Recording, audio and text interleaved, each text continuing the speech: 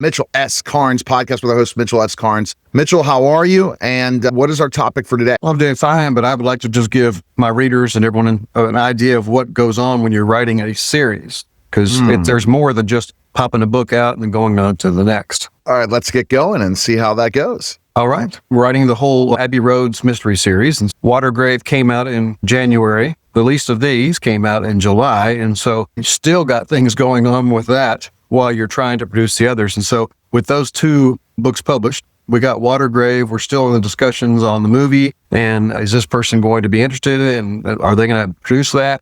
And so you try to push, but you also have to wait, which is not my favorite thing to do. But with Watergrave and the least of these, we still deal with promotions. We're doing the newsletter. We're doing the website. We're keeping people up to date, giving things backstory on Abbey. We have the social media going on where you keep the covers available. You keep pushing that out. You've done several videos for me, so people get to see different formats of that. We have the book signings that we're still doing. The one coming up at the end of this month, Pumpkin Fest in Franklin, where I'll be at Landmark Booksellers. We have book clubs, and so far I've got two scheduled. One is in person in Johnson City, and so I'm going there to discuss that with a group.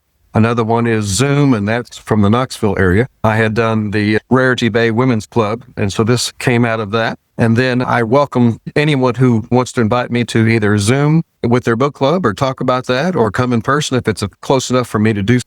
And so that's the first two that are already out. And the one that's coming out in January, we're still doing the final edits. Thankfully, most of those are grammatical now, but we'll have to do the cover art selection, word crafts. Mike Parker will send me 3 or 4 options for a cover based on what he's read in the book. And so I'll select the one that I like the most. I can make some suggestions that they can pop in, come up with a phrase like book 1 for Watergrave was own the truth, the truth will own you. And so this one is without love, we are nothing. And that goes through several parts of the story, which I'm not going to give away. I have to have a dedication page, a thanks to all the people I thank in the process of that. Then I have to come up with an updated author bio, new picture, and what do I want to say about myself other than what's been on the last 2 covers. And for me, the hardest part is what goes on the back jacket. It's easier for me to write 80, 90,000 words than it is in 2 paragraphs to tell you what that book's about. A lot of stuff, man. Yeah. And so we also have to schedule book release and events and signings for that book.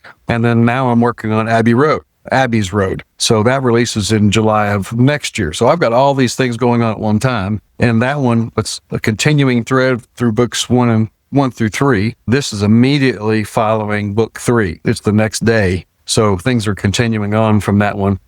And this one involves poisoning. I've been doing research. I don't know if these are backwards for you, but they're not. Criminal poisoning. This is a laboratory manual. So they're not real fun reading, and then I actually talked to a pathologist who referred me on to another lab because they don't test for the poison that I'm using. And they look on the internet, don't get much. And so I had to go to the books. And then also was referred to the National MAD lab where they do all of the poisons, all the toxins, where they do all the testing for that. That's in your state. A lot of research. They were kind enough to give me what they do, but I'm finding that I've chosen a really good poison because no one really tests for it and there's not an antidote to it. Oh, wow. Have you thrown that in ChatGPT yet or any AI? I have not. That's the thing that's amazing, what we can get. But then you have to fact check it, no doubt. And that's using a lot of the different large language models. Amazing what we can do for designs of characters. If you're looking into characters, these are things that I can show you, Mitchell, where you can even use some of these in your design of pictures or covers before you get to the final cover. And then have that vision even in place. It's unreal what can be done. You run in that character, you put that character together, and you can see the visual of that character while you're writing that character. Yeah, and then bring your characters to life. And that's where we're going with trailers and different. Yeah. While I'm writing book 4, my mind is already going off on book 5 and 6. So yeah, that's the big story arc that I pitched. That's the contract I have is from those first 6 books. And so it's all in there all at once. You can't just say, okay, I did Watergrave, now I'm done with that, and go on to the next. You still got to promote it because that's book 1. You got to get people tied in and invested in that. So let's go to book 1. We keep talking about the other books. Just go through the books so far without giving anything away so that people can go purchase them. Go ahead. Yeah, Watergrave, I was coming to the end of my pastorate. I had cancer a second time. I still didn't have the energy. still have a secondary adrenal issue. So it means when you have adrenaline pumping in, I don't get it. So everything that require that, and I could not be the pastor that I felt like I needed to be. And so I was in the point of resigning. I was going through the sanctuary after a Sunday, picking up trash as I would. And I turned around, I had this image of a pastor floating in a baptistry, dead. And so my mind just started from there, reeling off this whole thing. Why would he be there? And I imagined myself as an aging pastor leaving, a young person coming in with all this change and all these ideas. And I've been in ministry long enough to know that people resist change.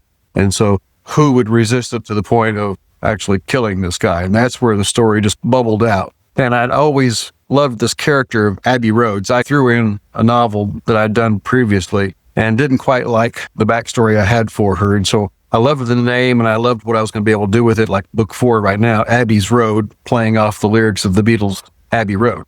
And so in this book, the clues that the killer gives are lyrics from the songs, and she's got to figure those out and decode those. So it all just pops there, and you just kind of sort it out and put it where it seems to fit. And I just absolutely love this. This is just like playing with blocks and toys, but they're characters and scenes. I think it's wild, like you said. And then that's the first one. And then that book was the beginning of the process. Then book 2. Book 2, The Least of These, that came out when I was driving from church back to home, and on the banks of the Cumberland River, right across where they're talking about the East Bank project, this new development in Nashville, really glitzy area where you could walk. And that's where the Titans field is, and where people are talking about hopefully getting a Major League Baseball park there. And so on the opposite side of the river, there's a huge encampment of homeless people. And so my mind just went there to the irony of the poor on one side and this wealthy investment being on the other. And so I had murders on 2 sides of the river.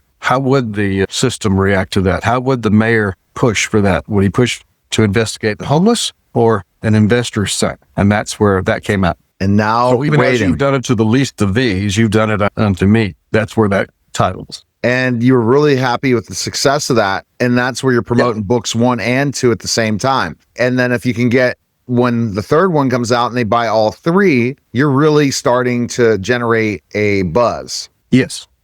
That's why you need multiple books. Yeah, it's interesting because book 2 came out, but its sales are what book 1 was originally. But book 1 sales this month exceeded book 2. So people have heard about that and have gone to Watergrave. So it's still growing in sales while the other ones are. And that's what I want. I want them to pick it up from the beginning and see how this develops. And then we're going next. When is the third book looking to be released? January.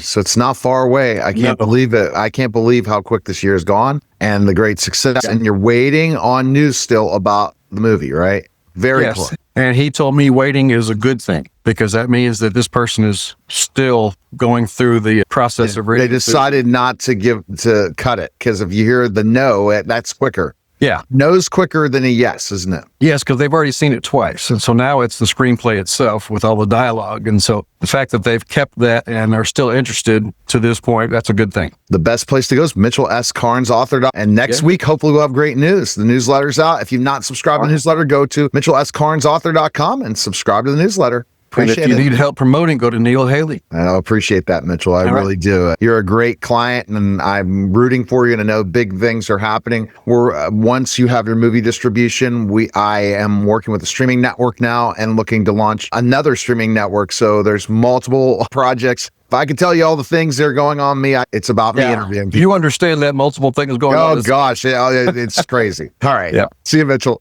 All right. That was a special simulcast of the Neil Haley Show on the Mitchell S. Karnes Author Podcast, guys. Take care.